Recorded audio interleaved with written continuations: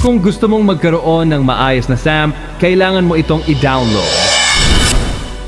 Marami pa ring mga tao sa comment section na nagtatanong kung ano nga ba ang tamang SAMP. Mukhang nahihirapan sila kung alin ba ang pinakamaayos. Kaya naman, nice kong ibahagi sa inyo ngayon ang kompletong SAMP na walang problema. Ang kailangan mo lang gawin ay mag-subscribe at manood. Kung interesado ka, simulan na natin. Ang SAMP na tinutukoy ko dito ay ang SCH. Familiar ka ba dito? Kung hindi, ayos lang. Ang kailangan mo lang gawin ay i-download ito.